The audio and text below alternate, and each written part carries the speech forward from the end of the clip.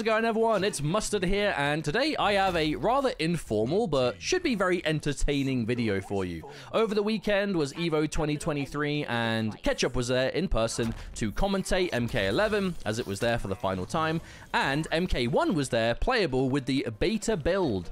To the general public in the convention space, and a handful of lucky creators were able to get some direct capture time with this build of the game, and Ketchup was one of those lucky few. This was the build that featured Lee May, Johnny Cage playable, and Frost cameo, and Ketchup was able to get about over half an hour, just over half an hour of footage of this build directly captured. So I thought, why not go through the footage? Even though I wasn't there playing it myself, I have watched this footage quite a bit, and there's a lot to talk about. The game is very different.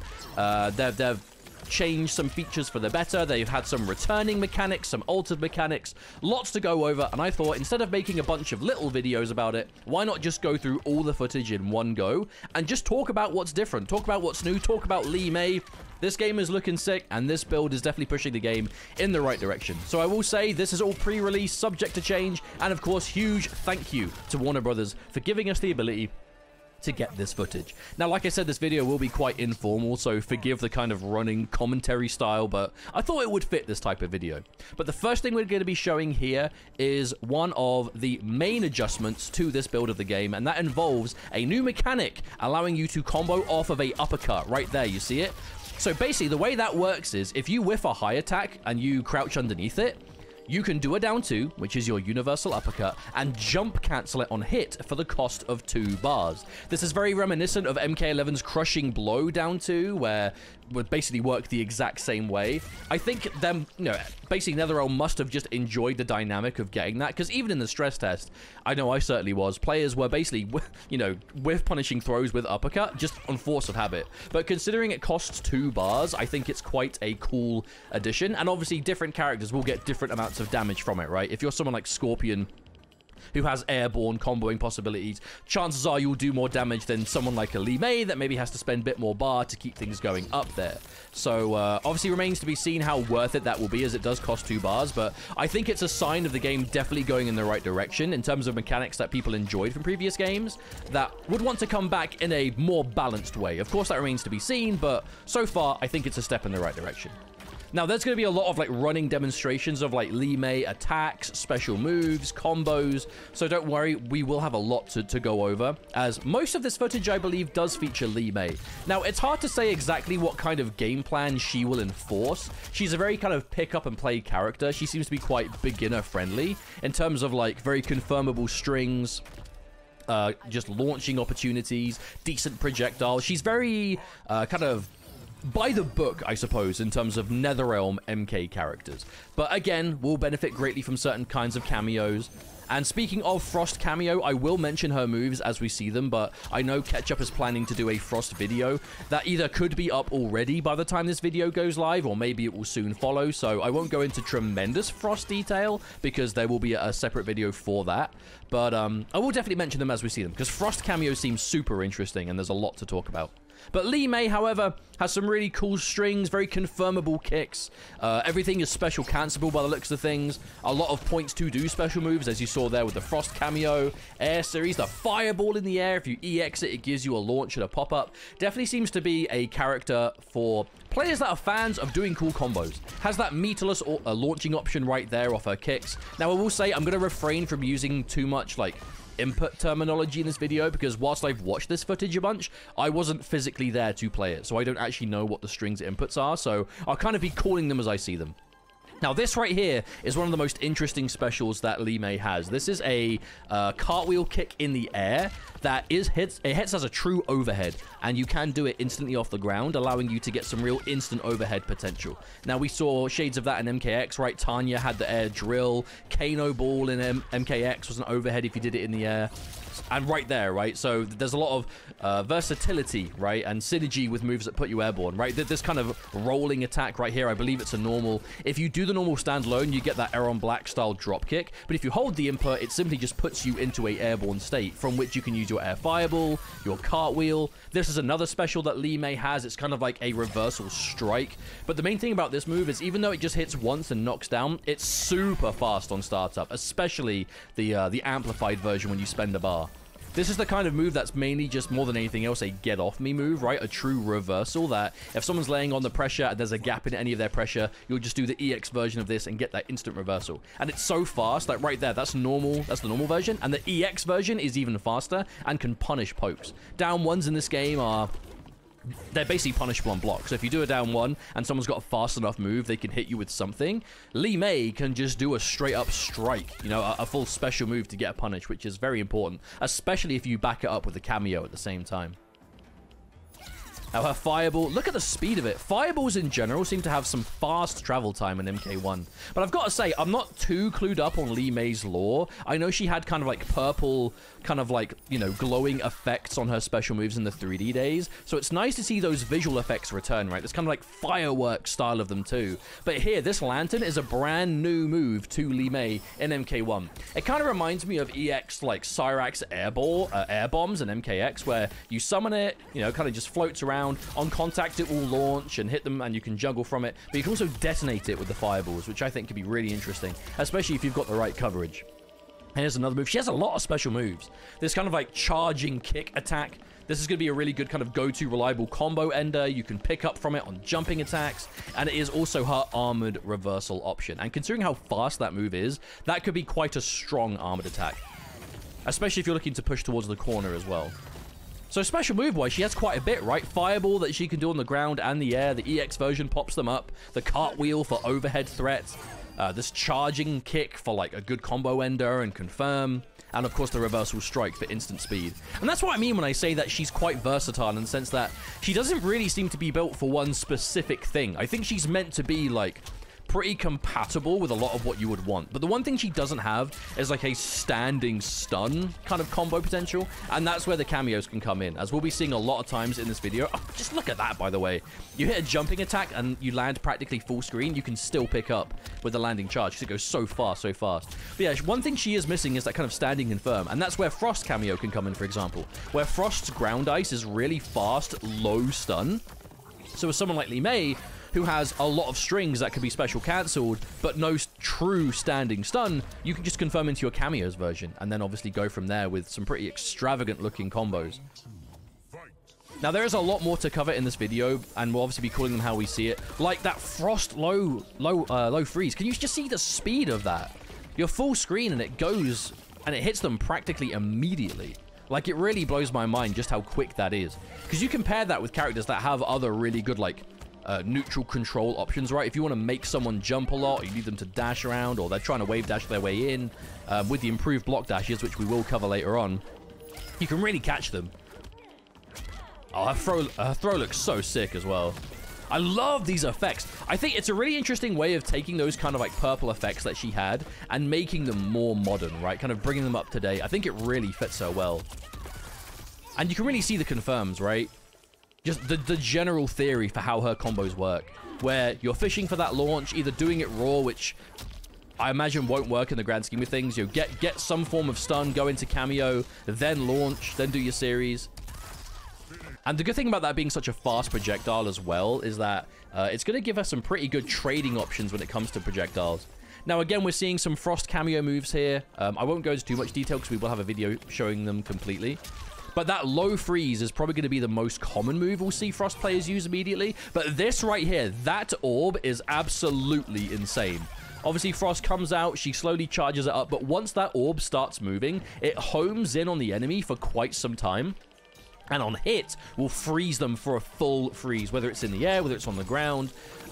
So that could be insane. Now, this is a cool combo route I saw Ketchup doing in the corner here.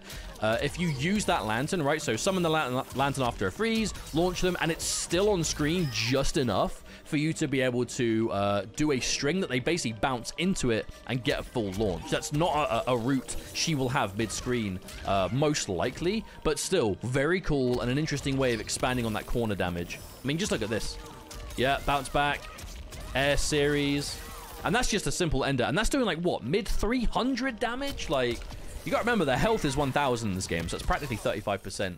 Now, her fatal blow into as well, I wanted to include just the intro for it, if anything, because it goes way further than you'd think. Basically, this whole kind of like tiger demon thing she's got, I don't even know what it's meant to be, but that is the hitbox of the Fatal Blow, and it goes practically full screen as a strike. Obviously, it's got a lot of slow startup, but still, that is going to be really useful, especially if it maintains that armor. If you're going for that kind of real mid-screen, either whiff punish or you're trying to anti-air someone, I can see it being quite good for that. But of course, corner is where you expand upon your combo damage for most characters in MK, and this is no different for that. You can see Ketchup really trying to find out what's going to work here. Of course, what we're seeing here is kind of just a raw 30 minutes of just playing the game, so obviously there's going to be trial and error. We'll see some stuff will work, some stuff won't, but that's to be expected in sessions like this, right? And it's why when there's a bit more time, we kind of do, you know, kind of shorter videos, kind of really chopping it down. And that was such a sick combo. Again, 350 damage is so respectable in this game. Like, that really is good. I feel like most characters are going to be kind of hitting towards that for a bar. But you have to remember, the cameo comes back straight away. You build bar so quickly in this game. Now, a standing low, instant overhead mix-up. You're kind of really seeing the demonstration between the individual low attack and just the instant air cartwheel. Man, these lanterns are so cool. I really love what they've done with her visual effects in this game. Now, that low is the one that kind of goes into the launcher. So, I don't know if that first low by itself could be cancelled or if it only goes into the full string and that is it. But, overall, it does lead to the launch. So, we're going to be seeing a lot of it. It definitely looks like the kind of move that's probably death on block. So, I wouldn't recommend doing it over and over again. If it is safe, I would be very surprised. But, you know, this could age badly, and maybe it will be. And there's that corner route again into air series. You still have time to do air combat after that as well. But, of course, just because you can do air combat doesn't mean you need to. Depending on the cameo you've got, you might be able to expand it even more into other things. And there's that orb. Oh, that's what I love to see. So what's cool, even though this is definitely going to be scaling quite heavily, what you just saw there was if the orb is on the screen and you throw them and the orb hits while the throw animation is going on, it knocks you out of your own throw, but freezes the enemy for a much higher damage possibility. Now, right here, we're going to move on to a little bit of Liu Kang just to see how Frost as a cameo can work with other characters too. Obviously, Liu Kang normally kind of has to spend bar for a full launch mid-screen. Has to go for EX flying kick, but with Frost cameo, you suddenly don't have to do that. Yeah, this is Ketchup trying to combo from the flurry attack. Now, that's one interesting thing about Frost cameo. She actually has 4 attacks, whereas every other cameo we've seen so far looks to only have 3. The trade-off is all 4 of Frost's cameo attacks are summon cameos where, you know, your character stands still while she does it. But having 4 moves is just a lot more utility in general. Now, we're also seeing some Li Mei with Jack's cameo here. I know Ketchup was curious as to once, and Ketchup was telling me about this. Once you do that kind of like charging ender with the flurry at the end, applying the Jack's ender to that we saw Liu Kang do in the beta, where Liu Kang was doing like bicycle kick into long knockdown into Jack's ground pound, and going for like a, you know, an unblockable reset kind of thing. Li Mei could do the same thing. Now, I know we will see an example of it later on, but it's super strong. And a good way of showing how sometimes the tech is cameo-related and not character-related. Whereas for Liu Kang, of course, we're seeing, like, this ender here, right? Bicycle kick, hits multiple times, knocks down. Whereas Li Mei kind of has the same kind of effect, right? As I believe we're going to see here if Ketchup's going to hit this combo, which I'm sure he will do. Whereas, you know, we saw bicycle kick into ender. Li Mei's, like, flurry ender off the kick. I don't even know what the name of it is, but let's just call it that. It's a similar effect, right? Hits multiple times, knocks down. Yeah, you will be able to use Jax to pick up from that, but his kind of ground pound approach will work the same way. And this obviously Ketchup trying to find the time, but it does work, and we will see it working at some point in this footage. But again, it's a really interesting thing of you can have a cameo you like, and if the cameo itself grants tech, chances are you can do that tech with multiple characters. It's just a question of who does it either the best or just in a way that you're satisfied with. As right there, you see the pickup? Now that, I have to talk about it. You see where it slowed down there? That was when Li Mei hit a combo off of her own cameo that knocked her own cameo into a hit animation. So even though it didn't do damage to your own cameo, when your cameo gets hit like that, there's now a visual indicator that your cameo has been struck. So that's one of those kind of quality of life improvements that people were mentioning from the stress test. Is sometimes it can be really hard to know that my cameo has been hit and then I'll use them and they're not there. That slowdown when your cameo gets struck is an indicator for the fact that you know, your cameo is going to be out of use, or at the very least your cameo took a hit. Whereas if you do it yourself, obviously your cameo won't go on that cooldown as well. It's just another visual indicator. Yeah, there we go. Check that out. So what's really cool about that is when your cameo is out and you do a forward throw, you get that shove animation instead. So the orb will combo from the shove as well, giving you a full combo off a throw. Again, it scales, but that is so disgusting to be able to do that in NetherRealm games. It's always so strong. Any character that gets a full combo off their throw instantly adds a true extra layer to any mix-ups they have. The only question is whether there'll be characters that can set up the orb before the opponent actually stands up. Because this is more like proof of concept and not like airtight setups. Obviously, it's only been 30 minutes, so there's only so much testing you can do in that time. Now, that string is not normally something that Lee May can combo from, but again, using that Jax cameo, and I know that Jax cameo is what Ketchup used the most in the stress test, all of that muscle memory, all that knowledge from using Jax in the stress test is instantly applicable to another character. Whereas by now, Ketchup had like, what, maybe... Because it was playable on the show floor, and I know that Ketchup did play in the convention center a few times. Let's say an extra half an hour of Lee May time. Already able to apply Jax knowledge from the stress test, and that's one of my favorite things about cameos, is being able to take what you know and apply it to everyone, especially if you've put enough time in with them. I am so curious as to what this lantern is going to enable, though, especially if we see other cameos that have really good, like, grounded projectile coverage. We've already seen her fireballs are really fast and have a good hit reaction, so I wonder if she's even going to have an element to be played quite dry in that kind of, like, more keep-away style. Now, that right there, that iceberg, is a bit like creeping ice from MK11 with Sub-Zero. It was a move that Ketchup wasn't able to test too much of, but it did seem to grant safety on block. But whether it has any other mechanics, I don't know. But obviously, we'll see as we go through.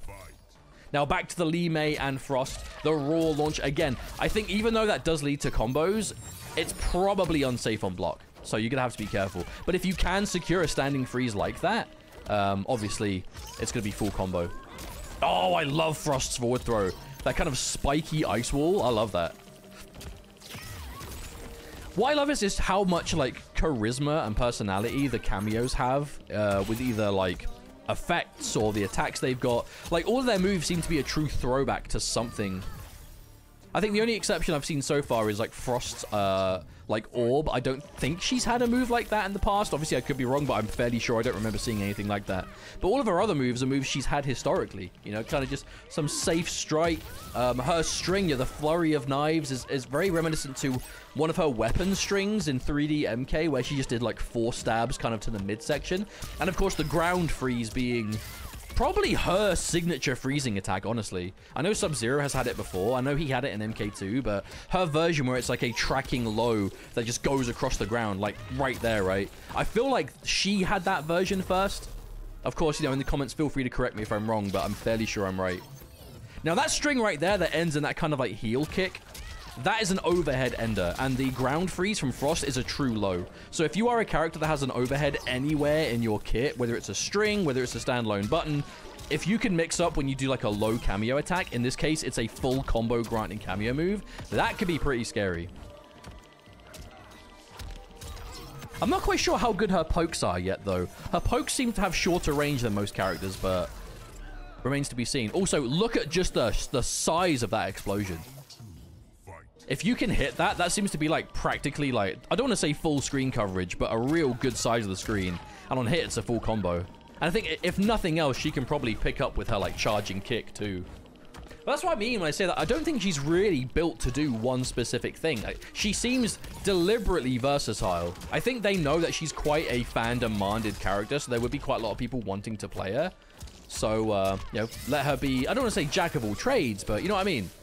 Ah, now right there, that was Frost taking the hit. And a new, again, that kind of like flashing effect to show. Now, one thing I don't know if we've been able to see seen clear-cut just yet, but this build of the game did feature enhanced movement. So, one thing you couldn't do in the stress test is cancel a block like a standing block out of forward or back dashes. You could cancel a dash with crouch or a button, but you could not do so with standing block. In this version of the game, you can cancel dashing with standing block, which massively increases the grounded movement speed. I'm fairly sure there's a bit in this video that showcases it a bit more kind of like deliberately, but and I know it's something that a lot of people have already covered in terms of what's different in this build, but it really helps with that grounded movement, getting where you want, when you want, just making it feel less sluggish and slow. And of course, I know that was a main critique that people had when playing the stress test, was that the movement on the ground felt a little bit strange at times and quite slow. This build of the game saw a massive increase to grounded speed because of that change to the dashes. I don't know if anything else has changed. Like, walk speed still seem really good. A lot of characters seem to have like advancing strings and normals and stuff like that, but that one change to the dashing will make the game feel so much faster.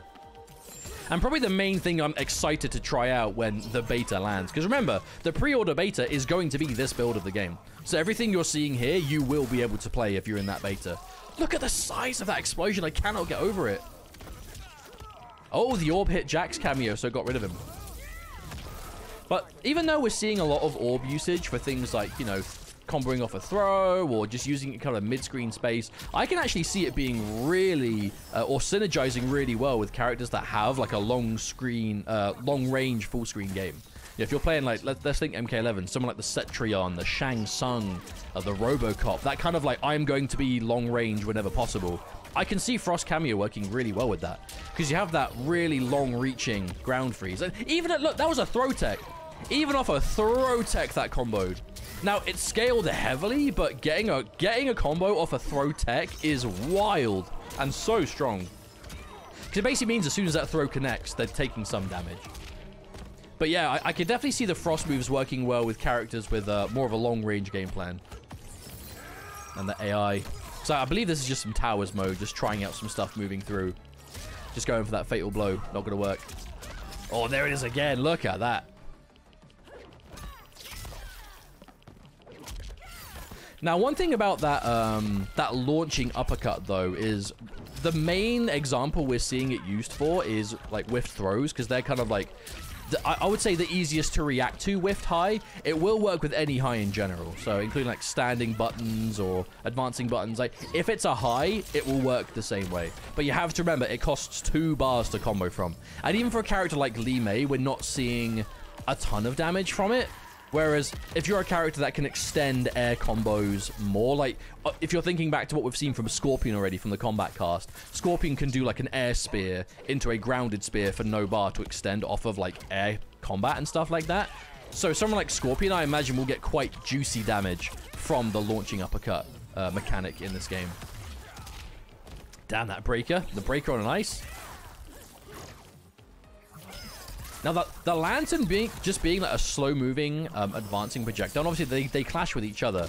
But the fact that it's like a fully launching, just airborne coverage special move, that's not the most common thing in MK, and that could be really powerful, especially if character. I mean, look at the range of that, by the way. That's what I was saying before, where the range of the kind of like the purple effect, this kind of tiger. I mean, what is it meant to be? If you know what it is, let me know in the comments, because I can't work it out. But it looks cool, whatever it is. But that, like, the visual effect of that is the hitbox on the fatal blow. So that goes way further than it looks like. 371 damage for that, by the way. I'm telling you, she's going to do a lot of damage with the right cameo. Now, I will say, we didn't really get any Johnny Cage footage. Ketchup thought it would be best to, you know, instead of just trying to play them both for a tiny amount of time, just focus on one for the entire chunk and kind of just learn more about them. You know, get some better gameplay. And personally, I agree with that. I think that was the best way of doing it. But I know there's quite a lot of Johnny Cage footage out there. I know players like Super, Uncaged, Caboose, you know, quite a few creators were able to get a session there. So I'm sure there's plenty of Johnny Cage footage to be seen. And obviously, we saw a breakdown on the combat cast as well. So there's that too. Now, one thing I love about Li Mei is her jumping animation makes her do that kind of like forward roll. That's very like akin to MK3 style jumping animations. Now, even though the jumping in this game is quite floaty and very, it's a lot more vertical than it is horizontal jumping, you know what I mean? Like, you don't cover as much forward distance as you go like higher. but even the animation change of like rolling makes it feel like a quicker jump. I don't know how to explain it, but it just does. Even though they kind of go the same height, and I'm fairly sure they're the same speed, just the animation being different makes jumps feel really just a lot better with characters that do those flips. I don't really know how to explain it, but I just hope you know what I mean. Now back to some more labbing, some more testing out. I mean, just look at the damage from that. That really isn't bad at all for no bar.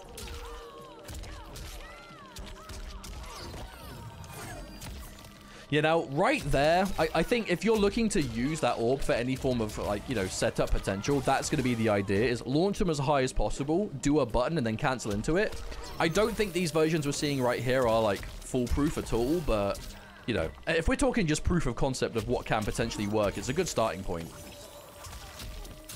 Oh, we got combos? We got combos? Ooh, trying to go for the extra bar. This is where you've had a bit of time and you're trying to, like, really expand on what's going on. Now, I probably should have said this earlier on, but on the off chance you can hear that kind of like, oh, that was such a cool combo.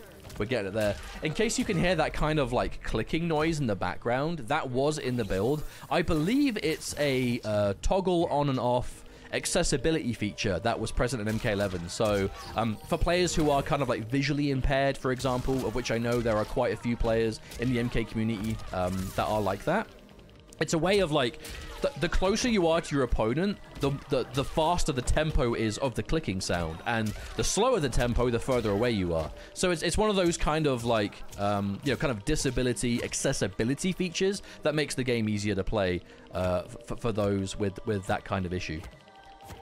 So obviously in the full game, you won't have to, you know, have that if you don't want it. But right here, this is very important. You see, last breath, chip damage avoided. That is so important to come back in this game. It was not present in the stress test, but last breath was in MK11 as a means of chip damage kill protection.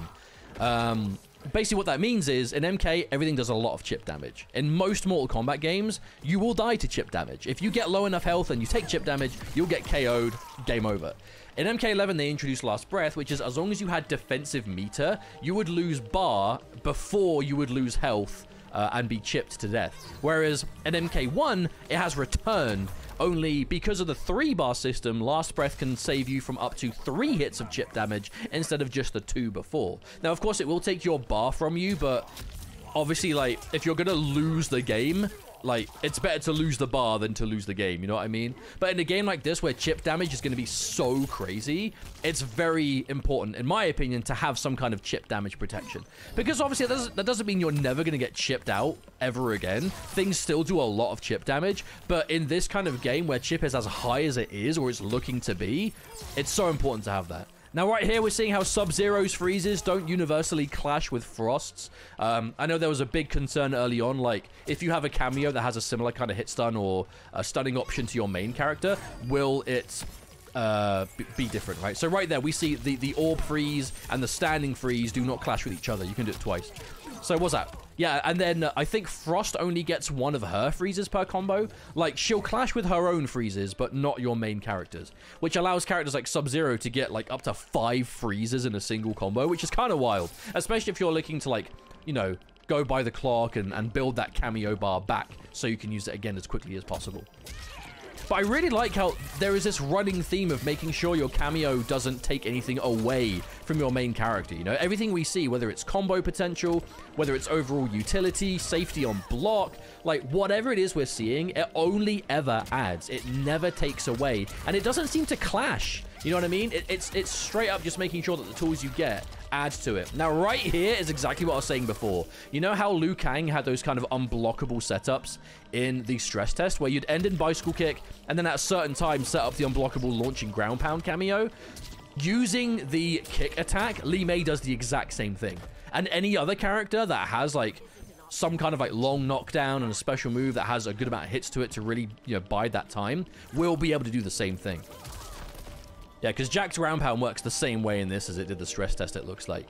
But again, I love that. I absolutely love that about cameos. I know I've said this before, but just if you have enough experience with a cameo, being able to take that knowledge and apply it, like exactly here, because Ketchup used Liu Kang and Jax in the test, can now instantly transfer that cameo Jax knowledge to a new character, and within pretty much no time at all is already doing cool stuff with it. And that's going to work for any cameo you put time into, any character you want to play. I really have such optimism for the high level of this game and the longevity and why you should play and why playing loads of different characters will work out. And obviously, as the trailers are revealed, we're getting so many interesting cameos that look completely different to each other. And this is Ketchup trying to find that time again for the launch, but oh, it's just, there's so much potential here. I know there are still those of you out there that are kind of concerned at cameos and, you know, how are they going to feel, what are they going to do to the game, but... You know, call me being overly optimistic if you want, but I have such high hopes for them, especially after playing so much of the stress test. And I'm hoping to put as much time into the beta as well. So twitch.tv/PNDK&M if you want to follow us on Twitch there, where we will be live a lot with the open beta. Or open beta? The pre-order beta, I should say. So do let me know what you think, by the way. Of course, I know this is a different video style to what we've done in the past. Normally, we kind of keep things down to a much more kind of concise fashion, but I streamed like 36 hours of EVO over the weekend. I've been catching up on YouTube stuff through the week as Ketchup was at EVO and then went straight to QuakeCon the week after. So I'm kind of holding things down on YouTube and Twitch solo at the moment. So I hope you are okay with this style of video. Of course, let me know whether you like it, whether you want to see more of it. Or if you prefer our other style, either way is fine. I just hope you're enjoying yourself. Now, this is really interesting. I said before, that kind of like flipping normal. I think it's forward 3. I think I saw people saying forward 3, but like I said, if you tap the button, you get the drop kick. And if you hold it, you go into like this airborne mode. That could be so powerful. Hey, combos. And just think you'll be able to pick up from that too. I tell you, she really has some synergy. We've seen quite a lot with Frost, and obviously in the corner, like, Jack's cameo seems to be particularly good in the corner. Like, much more than you'd see from others. Hey, look at that. Oh, such a shame that didn't connect. That would have done like 400 damage easy. Now, of course, these combos do start from just a raw launcher, so you'll have to be careful with that. But again, if you can find it as maybe a whiff punish, or maybe if there's anything minus enough on block that you can get it. Because it doesn't look like she has a huge amount of special moves, but you have to remember the fireball can be done in the air as well. Airborne, she's got the flip kick as well.